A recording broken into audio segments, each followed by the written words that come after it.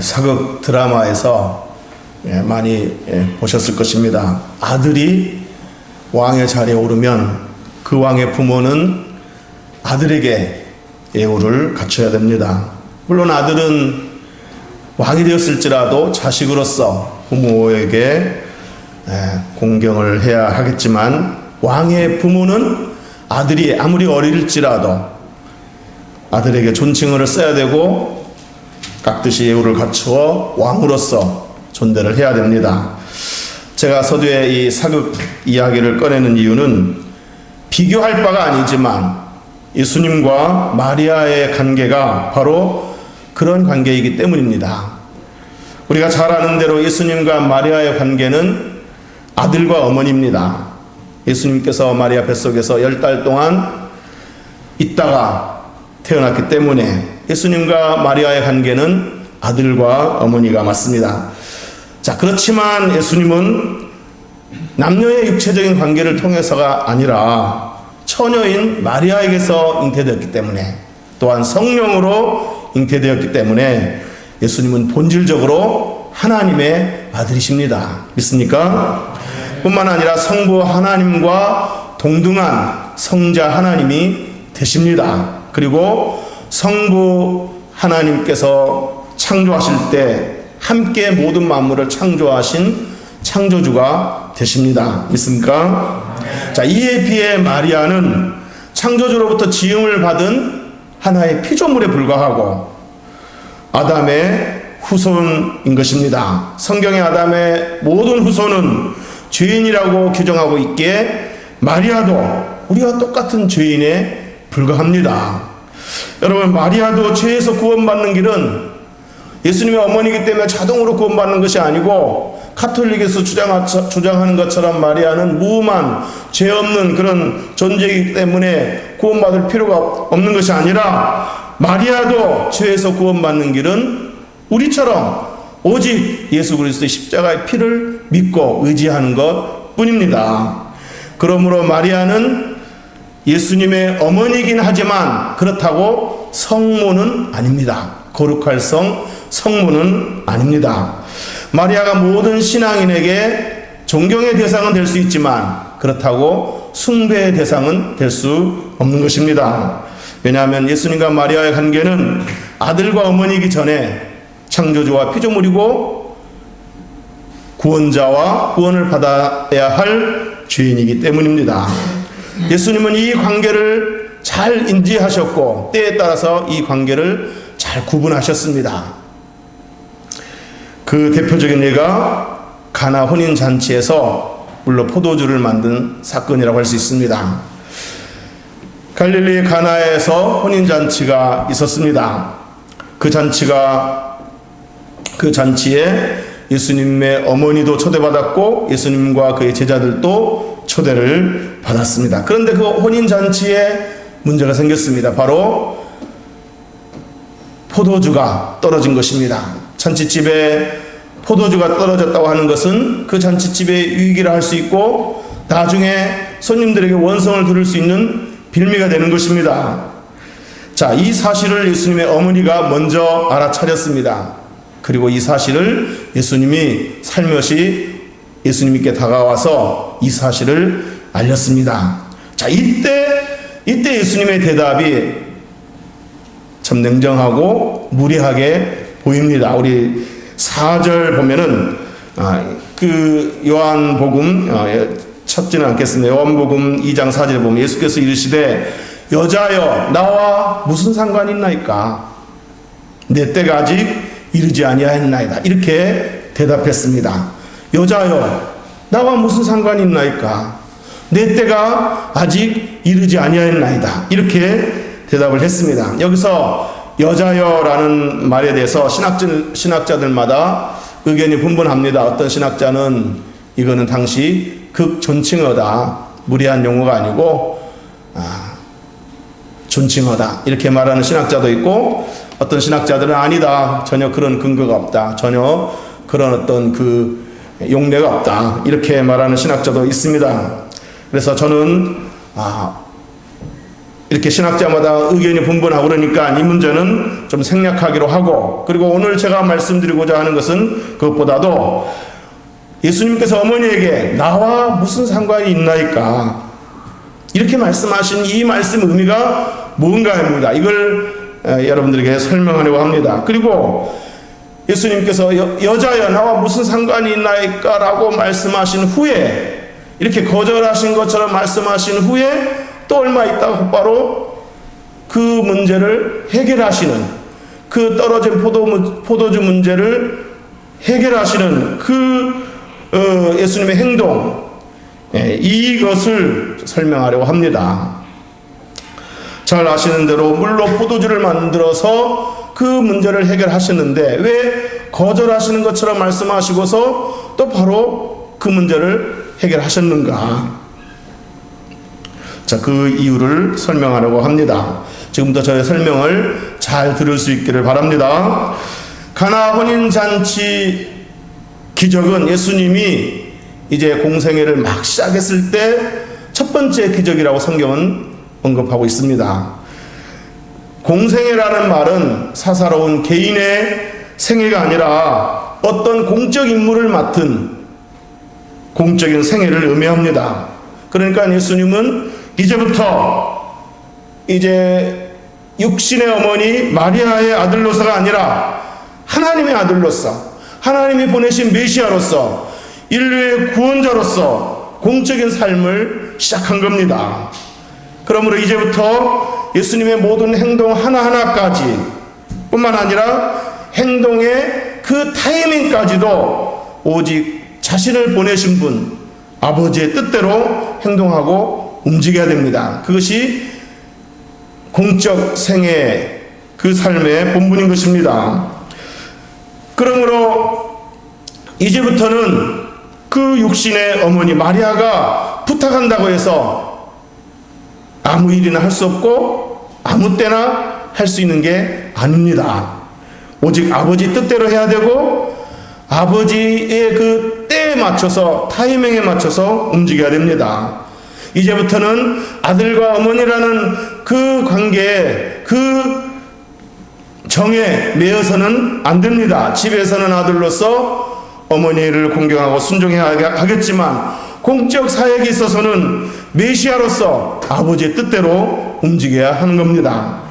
그런 이유로 예수님께서 마리아가 포도주 문제를 말했을 때, 부탁했을 때 여자여 나와 무슨 상관이 있나이까 라고 말씀하셨던 것이고, 그리고 얼마 후 시간차를 두고 그 문제를 해결하셨던 겁니다.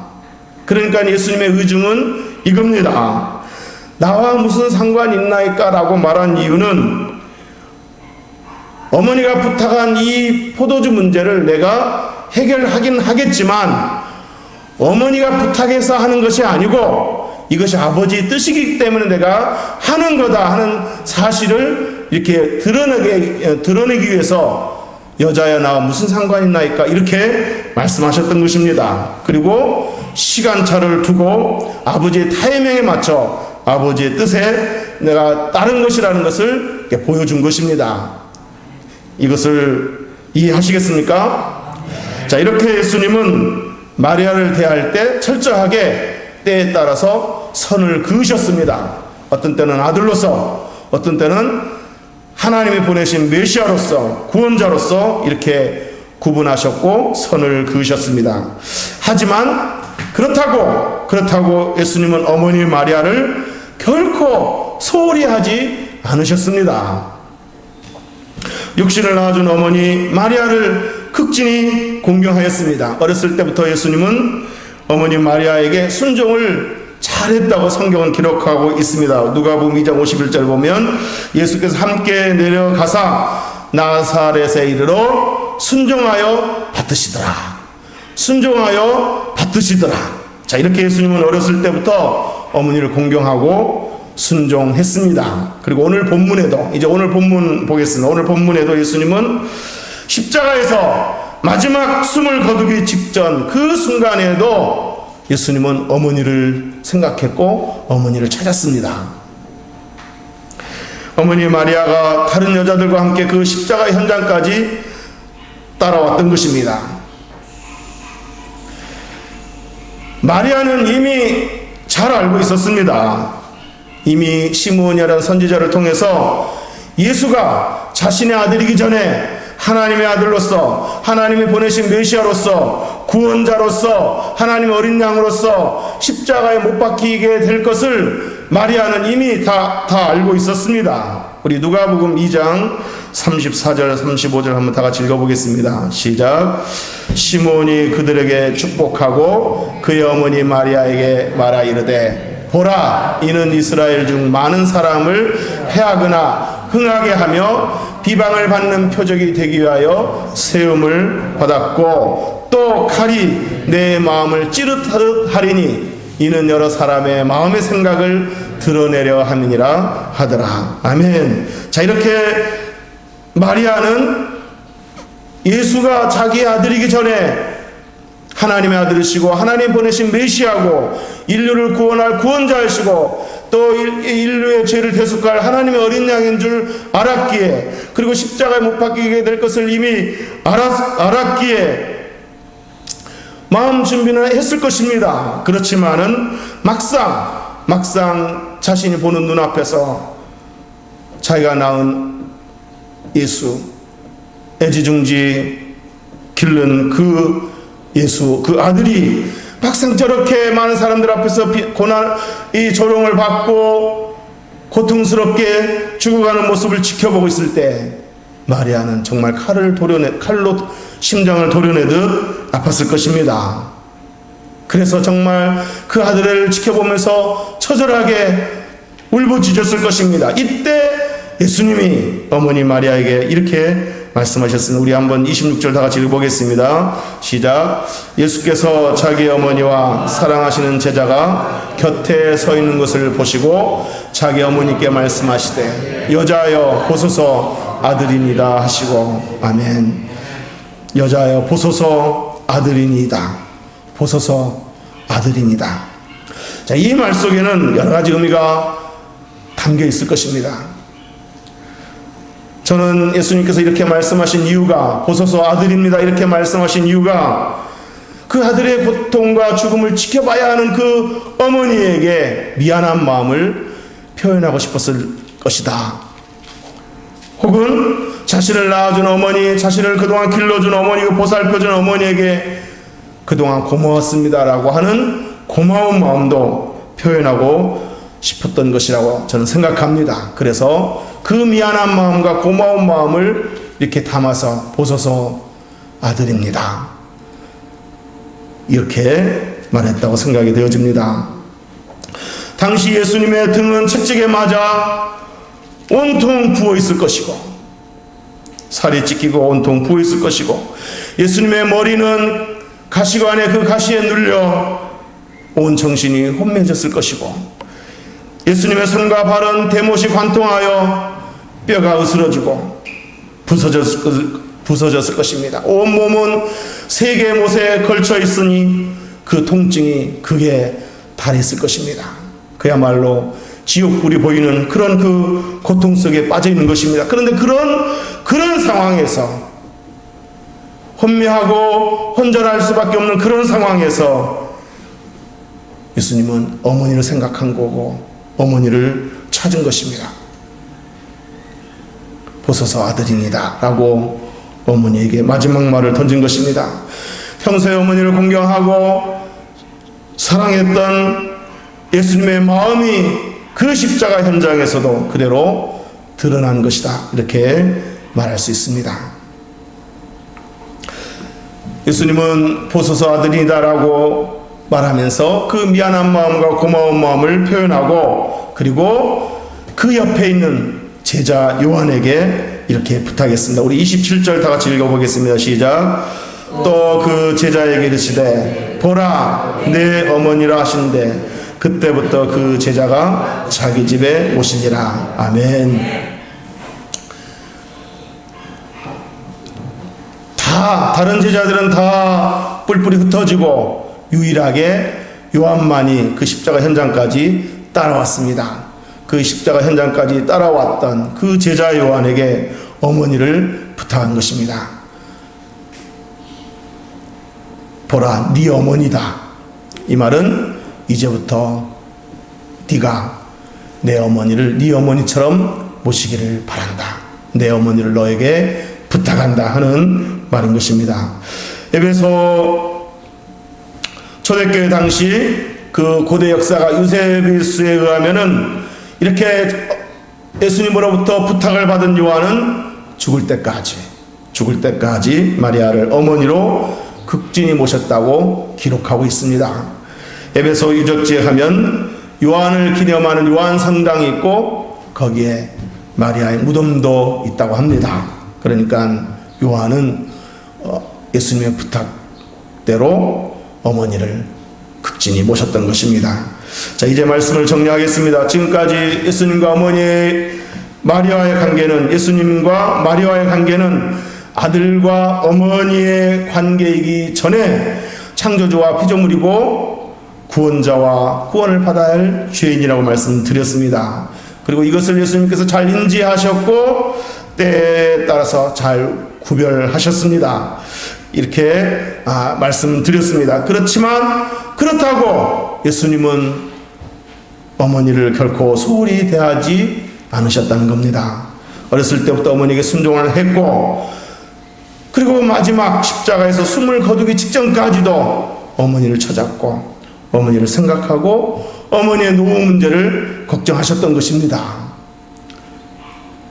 예수님은 어머니에게 효를 다했던 그런 아들이었습니다. 여러분, 기독교는 효를 중시하는 종교입니다. 예수님은 공생의 기간 중에도 부모 공경을 강조했습니다. 그래서 예수님께서 그 유대인들의 잘못된 그 전통 신앙을 책망하셨는데, 우리 마태복음 15장 4절에서 6절까지 한번 읽어보겠습니다. 시작. 하나님이 이르셨으되 네 부모를 공경하라 하시고 또 아버지나 어머니를 비방하는 자는 반드시 죽임을 당하리라 하셨거늘 너희는 이르되 누구든지 아버지에게나 어머니에게 말하기를 내가 드려 유익하게 할 것이 하나님께 드림이 되었다고 하기만 하면 그 부모를 공경할 것이 없다 하여 너희의 전통으로 하나님의 말씀을 폐하는도다. 아멘. 자, 이 말씀은 뭐냐면 분명히 구약 성경에 모세율법에 의하면 부모를 공경하라고 했고 공경하지 않는 자식들에게는 반드시 죽임을 당할 것이다, 이렇게 엄히 명령하고 있는데 너희들은 아버지나 어머니에게 드려야 될 것을 하나님께 드리기만 하면, 하나님께 드렸으면 그걸로 부모에게 드린 거나 마찬가지다, 이렇게 말하면서 부모를 공경할 것이 없다 라고 말하면서 그런 그 잘못된 전통으로 하나님의 말씀을 피하고 있다라고 지금 예수님은 유대인들의 잘못된 그 전통신앙을 비판하고 책망하고 있는 것입니다.